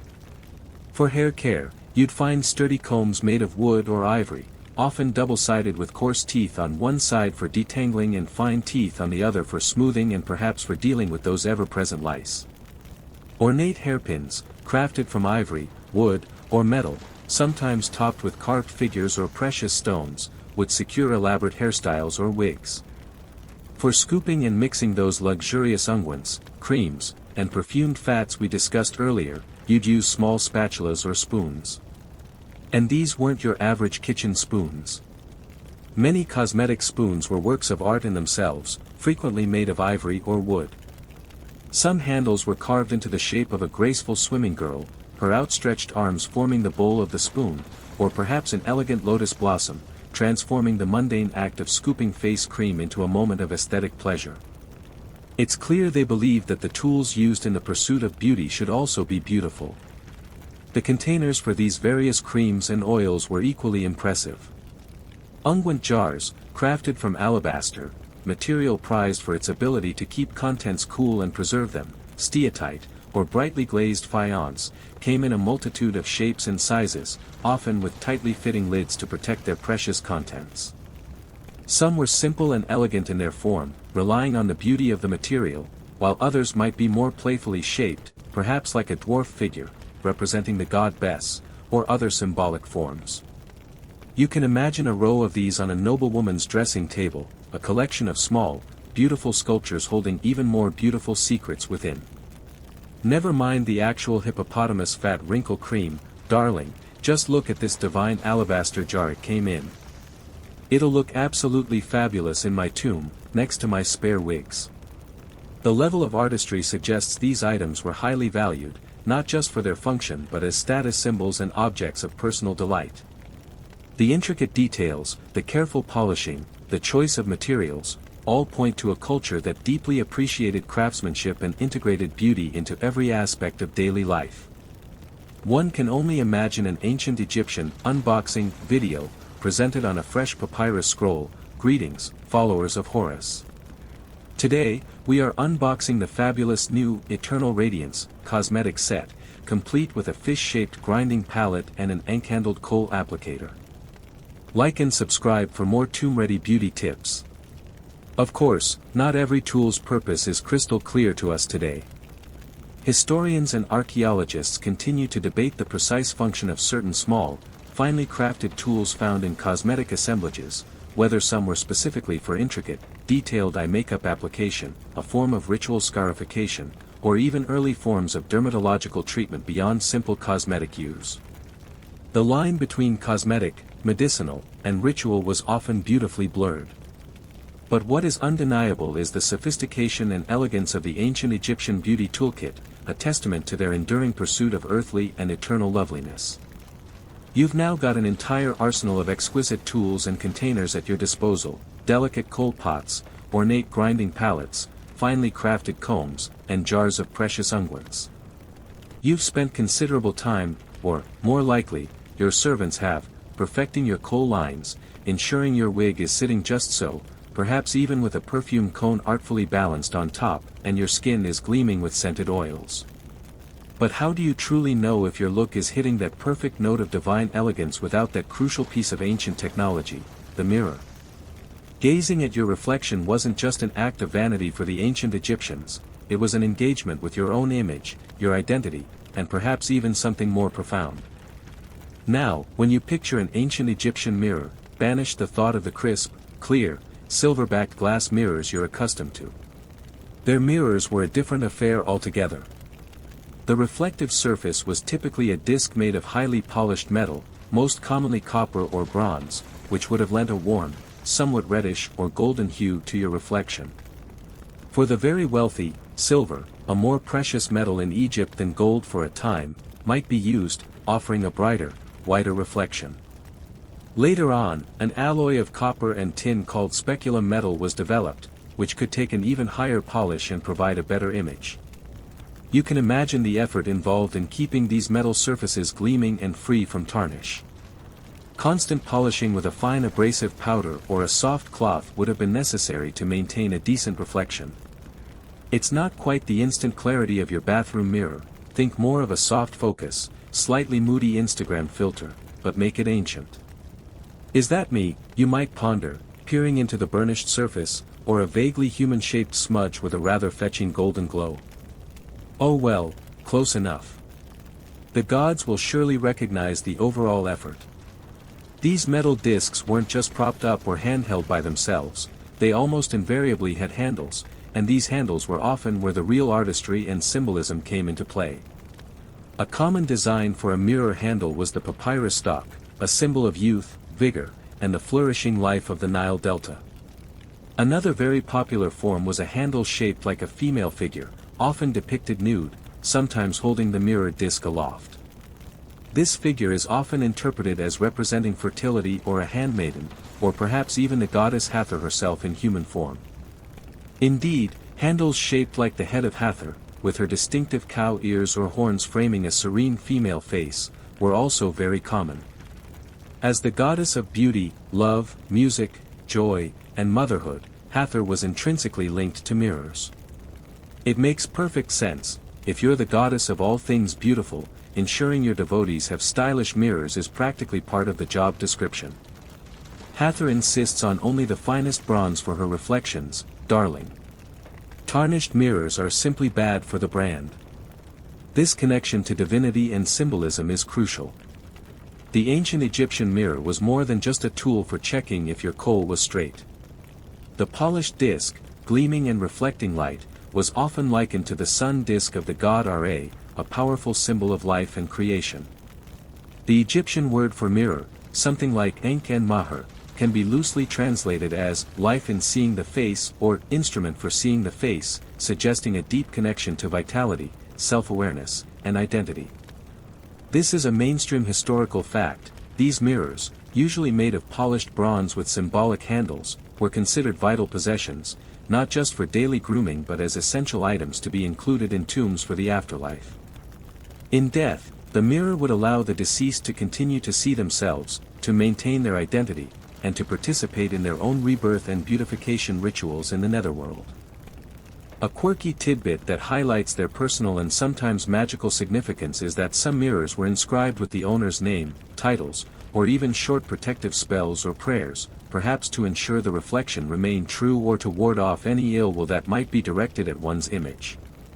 You might even find mirrors with handles shaped like the protective dwarf god Bes, offering his guardianship during the intimate moments of self-adornment. Imagine holding your personal mirror, its handle kohl ivory carved into a papyrus bloom, its bronze surface reflecting your carefully constructed image, and feeling not just prepared for the day, but connected to something ancient and sacred. The ritualistic importance of mirrors is an area of ongoing exploration. Scholars continue to debate the full extent of the ritualistic uses of mirrors beyond personal adornment, particularly whether specific reflective techniques were employed in temples for divinatory purposes or to channel divine energy, as direct textual evidence is often ambiguous. Could priests or priestesses have used the reflective surfaces to capture and direct sunlight in ceremonies, or perhaps to induce trance-like states or seek visions?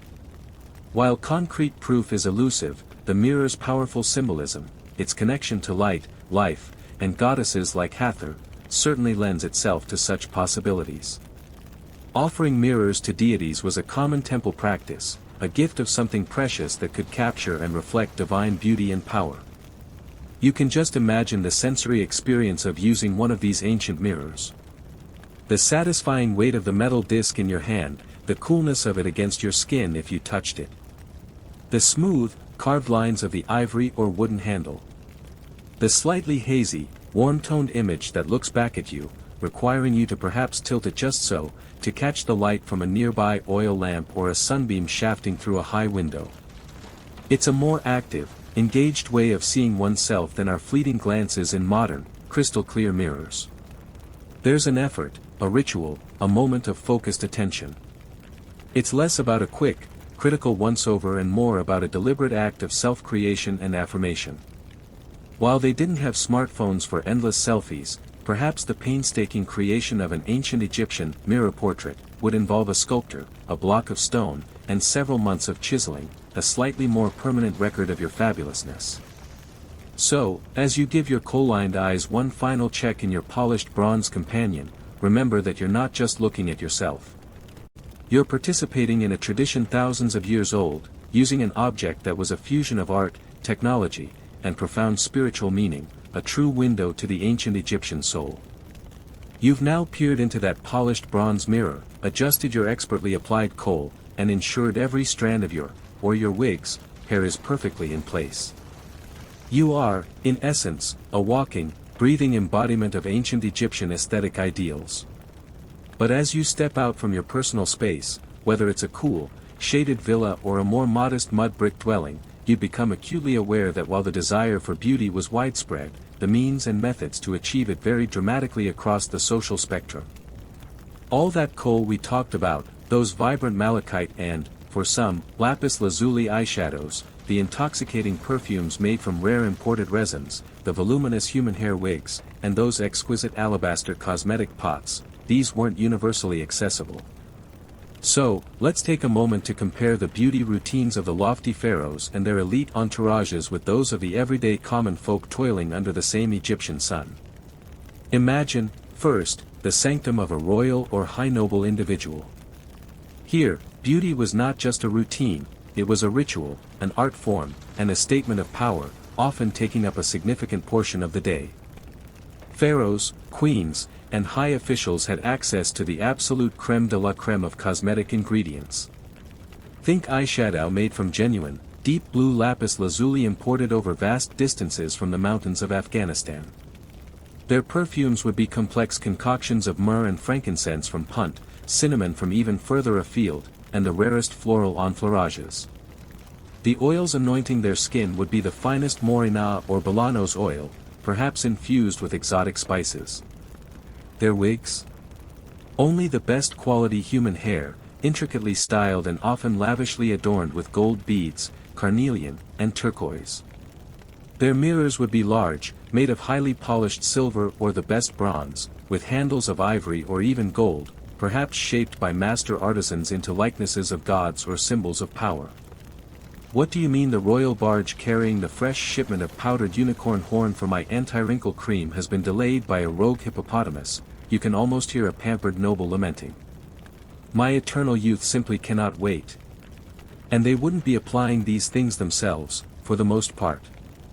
A retinue of servants would be dedicated to their beautification, skilled hairdressers and wig makers, manicurists, remember the overseers of the manicurists in the king's house, makeup artists to apply the kohl with a perfectly steady hand, and servants to massage in the scented oils. Their cosmetic kits, as found in their opulent tombs, are a testament to this luxury, dozens of beautifully crafted jars, pots, palettes, and applicators, all designed to ensure they looked every bit the divine ruler or favored courtier, both in this life and the next. For them, beauty routines reinforced their elevated status, their connection to the gods, and the very order of the cosmos. Now, shift your gaze to the bustling village of artisans or the humble homestead of a farming family. Here, the aspirations might be similar, a desire to look attractive, to protect the skin and eyes, and to participate in communal aesthetic norms, but the resources were vastly different. The common folk couldn't just send a servant down to the docks to pick up a sack of lapis lazuli. Their kohl was more likely to be made from readily available soot or more common grades of galena, perhaps ground on a simple stone rather than an ornate animal-shaped palette. Their eyeshadow, if used, would more likely be common ochre, reds and yellows, or perhaps a local greenish clay or powdered plant material rather than precious malachite. Right then, kids, a mother might say, who wants some nice red ochre on their eyelids for the village festival? It's this season's hottest look, straight from the banks of the Nile. Their moisturizers would consist of basic animal fats, perhaps from their own livestock if they had any, or more affordable plant oils like castor oil. Perfumes, if used, would be simpler, perhaps from locally gathered flowers or common herbs infused into oil, a far cry from the complex, imported fragrances of the elite. Wigs, for those who could afford or make them, were more likely crafted from plant fibers like flax or palm leaves, or perhaps coarser animal hair. My wig may be fashioned from last year's discarded palm fronds, a farmer might chuckle, but it keeps the sun off my pate and has a certain rustic charm, don't you think? Plus, it smells faintly of dates, which isn't half bad. Their cosmetic containers would be simple pottery jars or gourds, functional rather than ornate. And hair removal? Perhaps a sharpened flint or a bronze razor passed down through the family, or a basic depilatory paste made from ash and lime, used with caution. Yet, despite these limitations, beauty and adornment were by no means absent from the lives of ordinary Egyptians. This is a compelling mainstream historical fact. Archaeological finds from workers' villages, such as Deir el-Medina, the village of the artisans who built the royal tombs in the Valley of the Kings, reveal that even commoners owned and used cosmetic items. They had kohl pots, simple mirrors, tweezers, and pots of ochre. They wore beaded necklaces and bracelets. Henna was likely widely available for decorating hands and nails. This shows that the pursuit of beauty, in some form, permeated all levels of society. A quirky tidbit to consider is the ingenuity of make-do cosmetics among the less affluent. If you couldn't get your hands on the fancy stuff, you improvised. Perhaps certain readily available clays from the riverbanks served as face masks, or crushed berries provided a temporary lip or cheek stain. There might have been a thriving exchange of DIY beauty recipes and tips within communities, a sort of ancient beauty hacks network. My cousin Nesmith swears by a poultice of pigeon droppings and river mud for blemishes. Says it stings like a scorpion but works wonders. I think I'll stick to my honey and natron, thanks. The degree to which high fashion from the capital influenced the provinces and lower classes is also a point of interest. Historians and archaeologists often debate the extent to which fashion and cosmetic trends dictated by the royal court trickled down to the general populace, and how quickly such trends spread, versus the persistence of local or class-specific beauty traditions. Did a new wig style seen on Queen Nefertiti eventually make its way, in a simplified form, to a farmer's wife in a remote village? Or did local customs and practicalities largely dictate appearances outside the elite circles? It was likely a bit of both, a dynamic interplay between aspiration and accessibility. So, while the pharaoh might be anointing himself with oils worth more than a commoner's entire yearly income, and the farmer might be using a simple castor oil to soothe his sunburnt skin, both were participating in a shared cultural understanding of the importance of caring for and adorning the body. The scale was different, the ingredients were worlds apart, but the human desire to feel good, look good, and navigate the world with a degree of personal pride and aesthetic pleasure was a thread connecting all levels of ancient Egyptian society.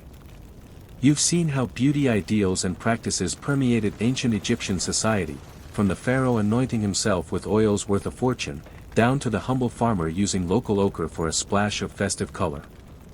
The dedication was widespread, even if the ingredients and elaboration differed wildly.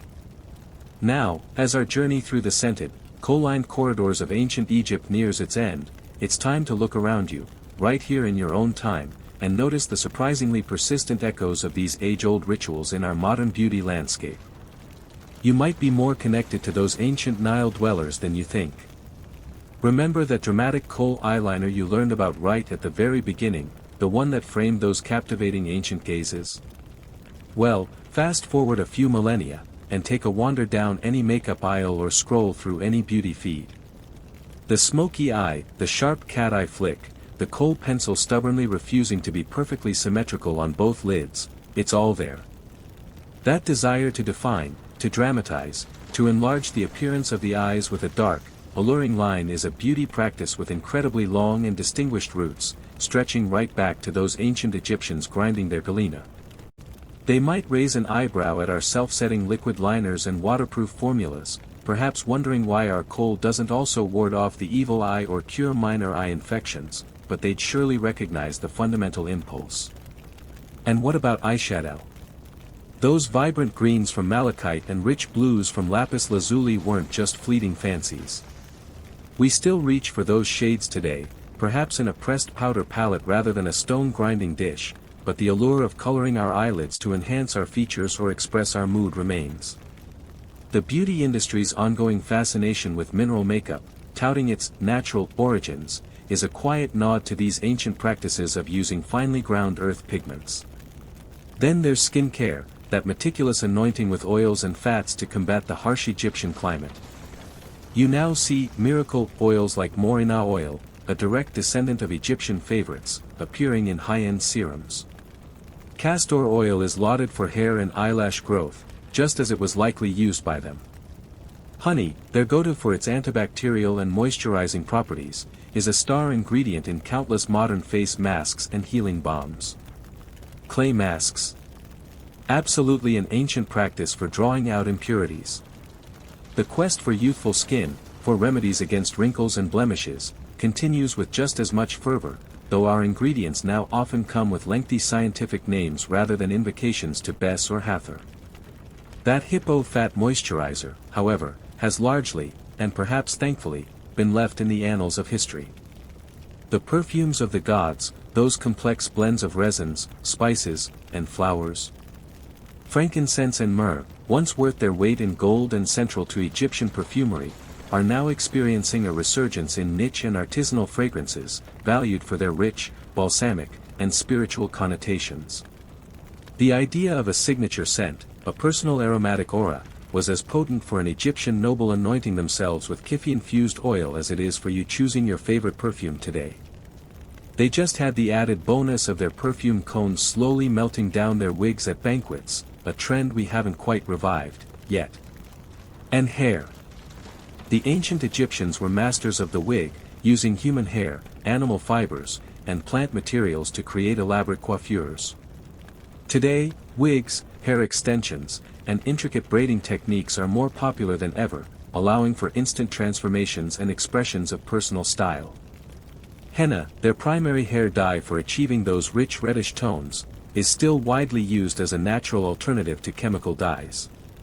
And the battle against hair loss? Still a thriving industry, though our solutions tend to involve minoxidil rather than lion fat. The desire for smooth, hairless skin, so prevalent among ancient Egyptians, especially the elite and priestly classes, is another strong echo. Shaving, of course, continues. Waxing and sugaring, which may have very ancient roots indeed, using honey-based concoctions, are staple treatments in modern salons. While our depilatory creams are hopefully less likely to contain arsenic, the goal of achieving that dolphin-smooth finish, as you might recall, hasn't really changed much. Even nail care, with manicures and the staining of nails with henna, finds its parallel in our modern obsession with perfectly shaped and colored nails. Henna tattoos, those temporary, beautiful adornments for hands and feet, are still a vibrant art form, especially for celebrations. And the more permanent art of tattooing, once perhaps reserved for specific groups or ritual purposes in Egypt, has exploded into a global form of self-expression, though our motifs might range a bit further than protective deities on our thighs. That ancient Egyptian mummy with over 30 tattoos, featuring lotus flowers and wad jet eyes, would probably feel right at home in a modern tattoo convention, comparing ink with the best of them. This ongoing resonance is a mainstream historical fact. Many, new, or natural, trends in the modern beauty world, from specific ingredients like morena oil or various clays to practices like oil-based cleansing or intricate braiding, are often rediscoveries or reinterpretations of ancient wisdom, with Egypt being a prime source of inspiration. Cleopatra, in particular, remains the ultimate ancient beauty influencer. If a product claims Cleopatra might have used something like it, suddenly everyone is curious. She supposedly bathed in donkey milk, you say? Right, where can I get a donkey milk facial, and does it come with a AS repellent add-on? Of course, the interpretation of these ancient practices can get a bit muddled in the modern marketing machine. Modern cosmetic scientists and historians sometimes debate the true efficacy versus the placebo effect of certain ancient ingredients that are being revived, particularly when ancient spiritual or magical attributions are translated into modern marketing claims for ancient wisdom. Did that alabaster powder really fill wrinkles, or was it the ritual and belief that mattered most? It's a fascinating question as we blend ancient mystique with modern science. A quirky, recurring theme is the sheer number of Cleopatra-inspired beauty products and spa treatments that constantly emerge, each promising to unlock her legendary allure. It's a testament to the enduring power of that particular Egyptian queen's image, even if the historical accuracy is sometimes as hazy as a reflection in a lightly tarnished bronze mirror. Imagine an ancient Egyptian trying to decipher a modern beauty blog with its pop-up ads and affiliate links, searching for a good hippo fat substitute. They'd probably just sigh and reach for their trusty papyrus scroll of tried-and-true recipes. Ultimately, looking back at the beauty secrets of ancient Egypt, you see more than just quaint historical practices. You see a reflection of our own human desires, to feel attractive, to express ourselves, to connect with something larger, to feel clean and pure, and to put our best face forward, whether we're addressing the gods in a temple or just facing another Monday morning. Their tools and ingredients may have been different, their beliefs imbued with a magic we may not fully grasp, but the fundamental drive is timeless. And so, as the soft, warm air of the Egyptian night seems to settle around you, carrying the faintest imagined scent of lotus and myrrh, you feel a gentle connection to those ancient souls who, just like you, sought beauty, comfort, and a touch of everyday magic in their lives. The Nile continues to flow, as it did for them, a ribbon of life through the desert, and the stars above are the same stars they gazed upon, perhaps after an evening spent perfecting their kohl and anointing their skin. The specific worries of their world, the harvest, the favor of the gods, the river's flood, have faded into the deep past, yet their human desire to adorn, to care for themselves, to find joy in the small rituals of preparation, still whispers to us from across the ages.